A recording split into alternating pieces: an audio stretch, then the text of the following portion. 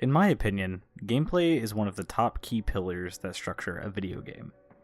How the gameplay is designed determines how you're able to approach certain things like combat, puzzles, decision making, and problem solving in any given genre, whether it be a first person shooter, an action adventure game, or an open world RPG.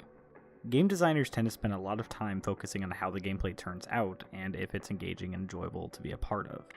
After all, video games are meant to be fun, and if your video game has poor game design, well, it might as well not be a video game at all. Now, some would argue that other aspects such as the story or atmosphere are much more important, because despite how uninteresting or boring gameplay can be, if either or both of these things are compelling enough, it can keep a player going. But today I want to emphasize the importance of great gameplay over great storytelling, especially with today's video game market giving a much higher emphasis on video games as a service. One of the methods many developers are using is by creating their games in such a way that allow gamers to keep coming back for more, long after the release date of the title or its expected shelf life. Developers are doing this via free title updates, paid expansions and DLC, and through community events for things like holidays, or by breaking up their content into seasons. Fortnite is a prime and relevant example of this. Currently, at the time of writing, Fortnite is on its 4th season with an Avengers Infinity War cross event active now. Epic Games has done a fantastic job slowly drip-feeding free content updates that regularly add new weapons, costumes, and balance changes, making Fortnite a very different game than it was when it was originally launched last year in 2017. This has helped break up the monotony in the game from update to update, keeping players on their toes and invested in the gameplay and what changes are coming, with the main focus of Epic Games being to keep players engaged on their title. Destiny, Warframe, and other MMOs such as the World of Warcraft are other examples of this type of development behavior. All of these have both free and paid content expansions and community-related events that constantly add new things to see or do within their ecosystems. While these aren't necessarily broken up into seasons like Fortnite, these titles have competent developers who understand why it is that players keep coming back to their games, the gameplay. This isn't only because the gameplay can be engaging, but largely due to what we all dread or praise, the grind. More specifically, the gameplay loop of grinding, powering up, defeating new enemies, and finding even better loot only to keep the process repeating with every new update or content drop. Say what you will about this type of gameplay, but many of the games that possess it have seen massive success in the last 5 to 10 years. Not only games mentioned like Destiny, Warframe, and WoW, but also games that have other similar type of gameplay loops, such as Monster Hunter and Stardew Valley, the latter which I'll touch on in just a moment. This type of gameplay is engaging in both a short-term and long-term sense. Warframe is a good example of both. There are a total of 300 different weapons, including variants, and over 50 different Warframes. With so many different weapons and Warframes to pursue, some of which you're able to go for right off the bat, and others that come with more time spent unlocking parts and blueprints from later tile sets, you will always have something to look forward to, and can plan out both short-term and long-term unlocks, allowing you the opportunity to map your progression accordingly. There is also a wide variety of mission types, locales, and events to keep things fresh. Warframe really respects the time you, as the player, put into it, and it's the type of game that only gives back what you put into it, but that's okay. The gameplay of Warframe, involving ninja parkour and 60 FPS shooting that's as smooth and satisfying as butter, is at the bottom line nothing short of pure adrenaline-pumping fun, and that's what makes it so great. Another game that does grinding marvelously well is yet another personal favorite of mine, Stardew Valley, and to an extent Harvest Moon, as Stardew Valley is heavily based off of it. Stardew Valley sees you slowly moving through the different seasons that drastically change up what crops you can have and affects your animal's effectiveness, which then results in either a well-managed or a poor income with which to better your farm and increase its productivity. The thing Stardew Valley does so well lies in its complete freedom of progression. The game never forces you to do one thing or another, and relies solely on the player to move forward and grow in their own time. If you want to spend your time growing one specific crop that sells extraordinarily well, so you can make an income that allows you to plant a wider variety of crops, well, you can do that. If you want to instead fish for your money and then use it to build up a farm with tons of animals to help increase your productivity while you go back out and do more things you want to do, well, you can do that as well. The game design is so patient with the player and gives off a strong feeling of being rewarded at almost any aspect. There are also so many other things you can do to scratch your short-term goal itch while you work towards the long-set goals in mind. Things like mining, combat, finding relationships, exploration, it's actually incredible. I never feel like I'm done with Stardew Valley. Just talking about it here makes me want to dive back in and spend another 20 hours playing it. After all, well, my farm does need attention. But enough of me gloppering over Stardew Valley. Let's get to the point on this. These examples are purely rewarding to the player. When you finally unlock something like that brand new weapon you spent hours grinding for, or that one new tile for your farm, it creates a very healthy feeling of accomplishment and satisfaction in your brain. This is actually because of a set of neural structures in your brain dubbed the reward system. This set of nerves is responsible for the desire of wanting and craving, associative learning, and positive emotions, particularly the ones that give off the feeling of pleasure. The most common analogy of comparing this to something relevant is that of a newly trained puppy.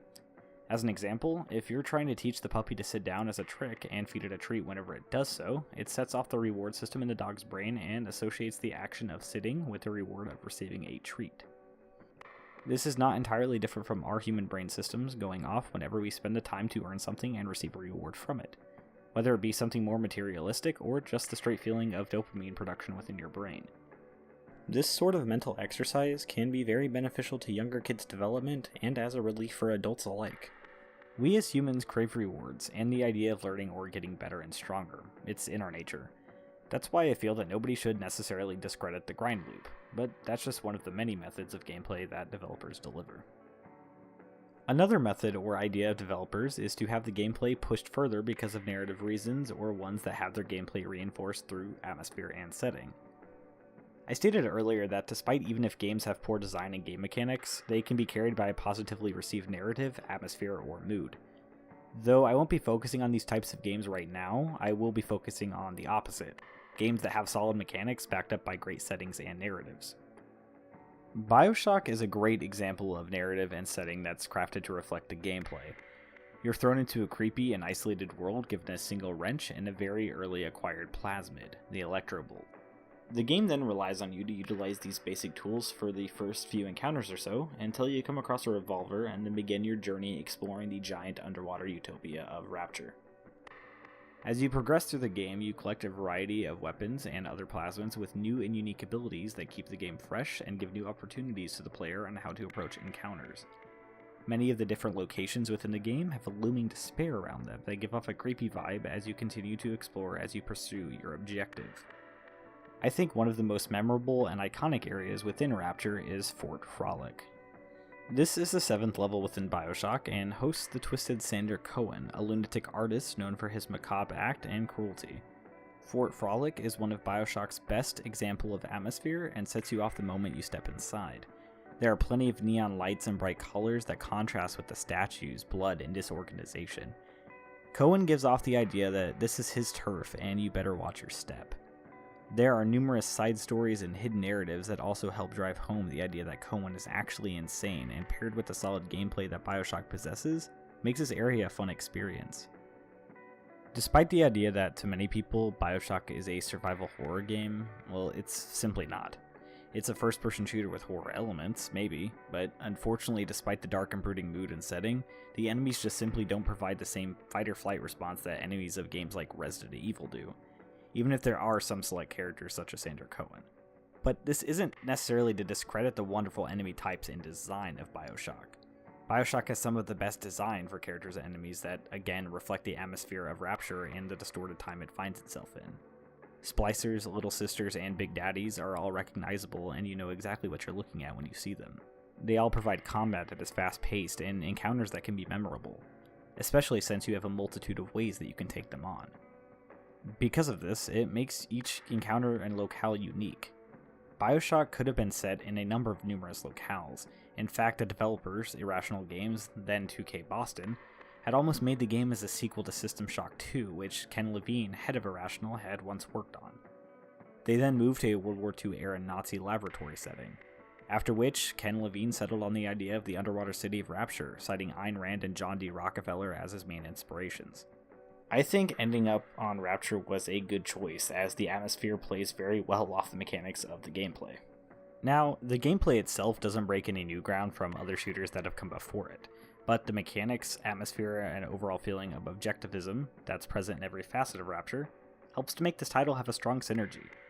Because of this, I believe BioShock is a good example of narrative and gameplay aspects working together in tandem to create a fun experience. Ori and the Blind Forest is yet another example of a game that has a fantastic balance of gameplay and narrative.